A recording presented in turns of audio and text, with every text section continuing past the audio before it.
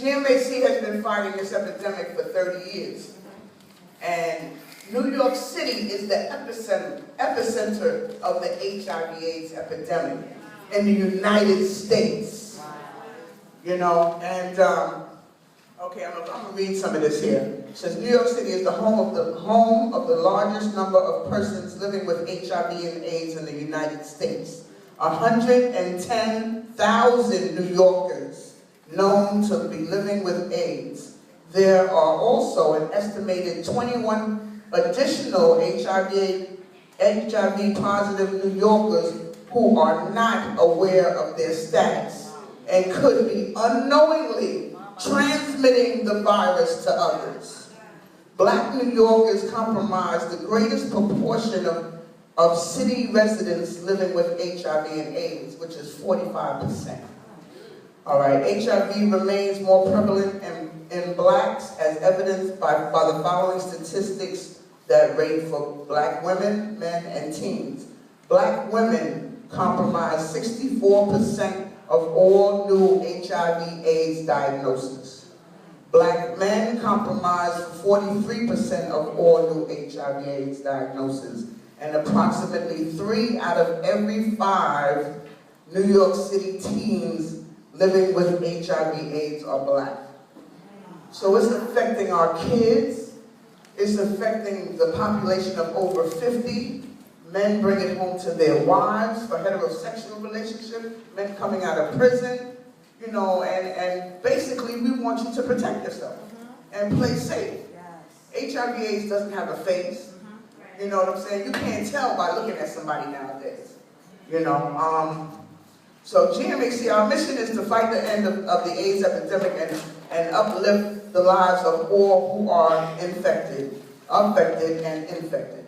You know, so I saw just about everybody stood up who knew somebody who was HIV positive. So we are all affected, you know. So it is our right to pass this information on. We must talk about it in church, talk about it to our families, and have our community become involved. You know, there's still a stigma that surrounds the epidemic. You know, and we can't look down on our people. You know, people come to churches and they suffer in silence because they can't say, I'm positive, can you help me? You know, something needs to be done about that. You know, I've always, you know, I grew up in a church family, I grew up Catholic, but both sides of my family were Baptist, so you know, I got it in, you know what I'm saying? But, you know, I've always believed in God. You know, always believed in God. You know, and I saw, from back to the days of slavery, the church was a place of refuge for people. You know, and I saw how much power and influence that the pastors have amongst the congregations. So that's why I partnered with Pastor Yvonne.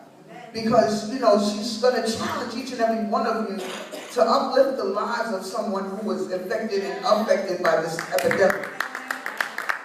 We have a picture. The church band.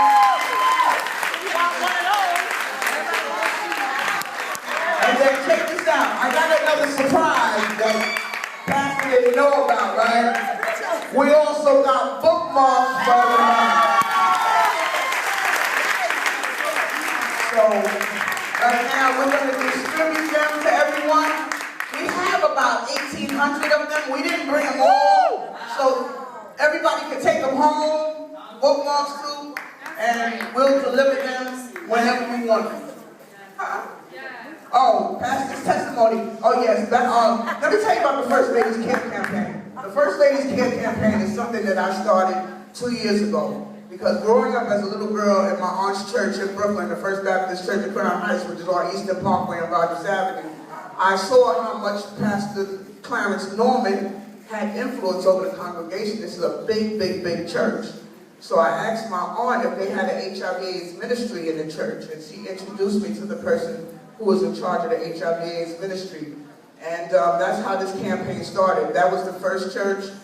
Restoration Temple Ministries is the second church to participate in this campaign.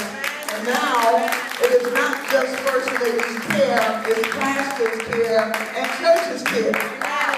So we're still reaching out to other churches to climb on board and and to encourage their congregation to learn about HIV and AIDS. So, customarily, on the back of the fan and the back of the bookmark is pastor's thought, what she wants to resonate to the congregation about HIV and AIDS. And it says, pastors take a stand for HIV AIDS awareness. And I think I need to read this one because that's a little too small for me to read. Okay, so pastor says to y'all, we should follow the example of Jesus who cared for the sick, touched them, and healed. Our responsibility as his followers is to do what he did Our responsibility as his followers is to do what he did and go where he would go. So thank you all. They're passing out the fans now. They should be getting to y'all shortly. And we have a website. We have a table of information in the back. Please feel free to come to the table, ask questions. There's no stupid questions, just ask. Thank you.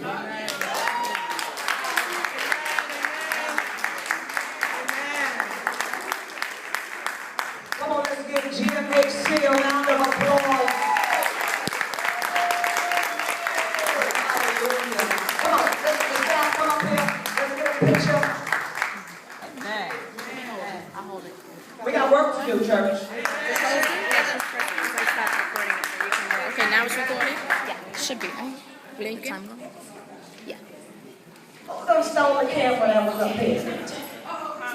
The camera that was up here. Okay, can you run down to Minister Queen? He probably picked it up.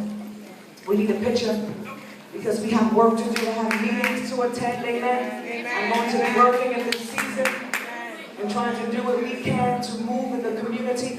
Church, y'all listen. Amen, amen. Year 3 is economic empowerment. Year 3 is evangelism. Listen, we've done enough up in here. I wish I had some help. We've done